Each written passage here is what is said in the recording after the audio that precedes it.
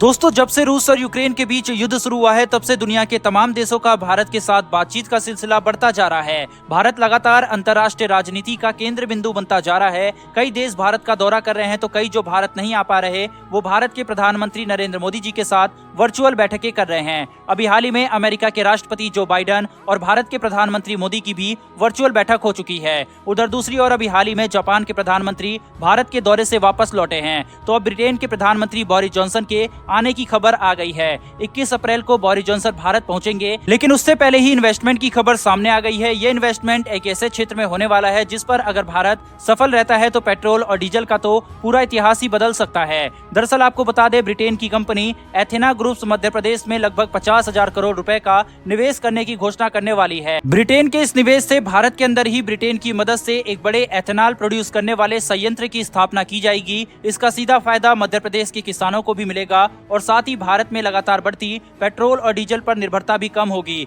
दरअसल आपको बता दें, एथेनॉल एक तरह का अल्कोहल है जिसे पेट्रोल में मिलाकर गाड़ियों में फ्यूल की तरह इस्तेमाल किया जाता है। एथेनॉल का प्रोडक्शन मुख्य रूप से खेतों में उगाई जाने वाली फसलों में किया जाता है, जिससे भारतीय किसानों को इसका फायदा मिलने वाला है। एथेनॉल पर्यावरण के लिहाज से भी काफी अनुकूल माना जाता है। एथेनॉल के इस्तेमाल से 35% कम कार्बन मोनोऑक्साइड निकलता है। इतना ही नहीं, ये कार्बन मोनोऑक्साइड उत्सर्जन और सल्फर डाइऑक्साइड को भी कम करने में सहायक है। एथेनॉल में 35% ऑक्सीजन होता है। वहीं भारत की सरकार के द्वारा प्रयास किया जा रहा है कि 2025 तक पेट्रोल में करीब 20% एथेनॉल का उपयोग किया जाएगा, जो पेट्रोल के साथ मिलाकर वाहनों की दुनिया में एक नई क्रांति लाएगा।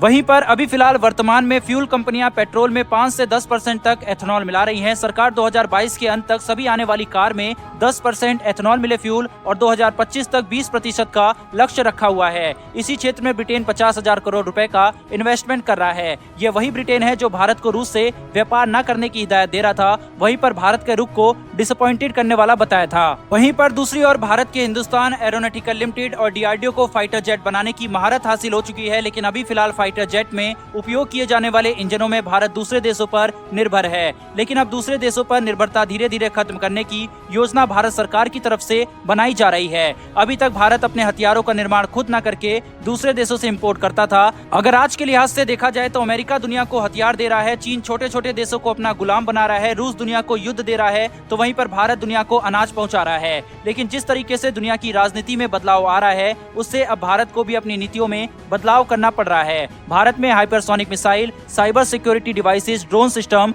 Artificial intelligence, big data machine interface को स्वदेशी प्रोडक्शन के तहत बढ़ावा दिया जा रहा है। वहीं दूसरी ओर भारत अब अपने 5.5th जनरेशन वाले फाइटर जेट के साथ भारत में बन रहे कई फाइटर जेट के इंजन के निर्माण करने जा रहा है। इसके लिए भारत सरकार अपनी पॉलिसी में भी बदलाव कर रही है। भारत में इस वक्त एमका और साथ ही तेजस मार्क 2 के लिए एक हाई थ्रस्ट जनरेट करने वाले इंजन की आवश्यकता पड़ रही है। अभी फिलहाल तेजस के लिए इजरायल हाई थ्रस्ट जनरेट करने वाले इंजन भारत को दे रहा है। वहीं दूसरी ओर भारत अपने सुपर स्टेल्थ विमान के लिए खुद ही प्रोडक्शन शुरू करने जा रहा है। भारत लगातार अपने स्वदेशी प्रोडक्शन पर जोर दे रहा है। इसके लिए अब रक्षा क्षेत्र के बजट को भी बढ़ाया जा रहा है। दुनिया में सबसे ज्यादा रक्षा क्षेत्र में अमेरिका बजट जारी करता है, उसके बाद चीन का नंबर आता है। भारत इस साल लगभग 70 बिलियन US$ रक्षा क्षेत्र में खर्च करने वाला है, लेकिन आने वाले दिनों में यह बजट काफी तेजी से बढ़ने वाला है, क्योंकि भारत में अमेरिका के सिद्धांतों पर काम करना शुरू कर चुका है। अमेरिका अपने बजट के जरिए अत्याधुनिक हथियारों का निर्माण करता है और उनकी डिलीवरी करके जो मुनाफा कमाता है उसके इस्तेमाल रक्षा के क्षेत्रों में ही किया जाता है, जिसके चलते आज के समय में अमेरिका की सेना सबसे ज्यादा ताकतवर मानी जाती है। अब ऐसा ही कुछ भारत भी करने जा रहा है। जेट इंजन के निर्माण के लिए भारत का डीआरडीओ अंतर्राष्ट्रीय स्तर पर सहयोग का प्रयास कर रहा है। भारत अपने विमानों के इंजनों को दूसरे देशों से न लेकर बल्कि अपने देश में ही बनाना चाह रहा है, जिससे एक तरफ भारत के पास इंजन निर्माण की टेक्नोलॉजी भी उपलब्ध होगी और साथ ही भारत अपने इंजनों की मेंटेनेंस भी खुद कर पाएगा, क्योंकि भारत में राफेल विमान को फ्रांस से खरीदा जरूर है, लेकिन इसकी मेंटेनेंस के लिए फाइटर जेट को फ्रांस भेजना पड़ेगा, जिसके चलते ट्रांसपोर्टेशन का खर्च भी काफी ज्यादा भारत पर पड़ेगा। यही वजह है कि भारत सरकार इस दिशा में काफी तेजी से काम कर रही है। बहरहाल दोस्तों, इस वीडियो में इतना ही। फिर मिलेंगे डिफेंस और वर्ल्ड अफेयर से जुड़ी ऐसी एक नई वीडियो के साथ। धन्यवाद। जय हिंद।